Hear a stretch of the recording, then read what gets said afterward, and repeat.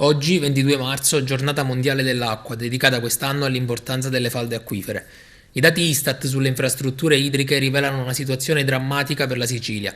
L'isola è infatti la regione in cui si registra il maggior spreco di acqua, legato soprattutto alle criticità degli impianti, a problemi di misurazione o ad allacci abusivi. La Sicilia detiene il record di capoluoghi di provincia che nel corso del 2020 hanno fatto ricorso al razionamento, 11 in Italia di cui 7 siciliani, tutti nel mezzogiorno. Siracusa, a cui seguono Messina e Catania, è in testa alla classifica regionale e quarta in quella nazionale, perché il 67,6% di acqua immessa nella rete idrica non arriva agli utenti finali. Nonostante ciò non ha avuto bisogno di ricorrere al razionamento idrico, cosa che invece hanno dovuto fare Agrigento e Trapani, province in cui, secondo l'Istat, l'erogazione dell'acqua è stata sospesa o ridotta in tutti i giorni dell'anno, con turni diversi di erogazione estesi a tutta la popolazione residente.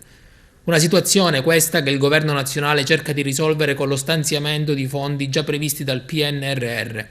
I finanziamenti ammontano a più di 1 miliardo, messi a disposizione tramite il Ministero delle Infrastrutture e il Ministero per il Sud.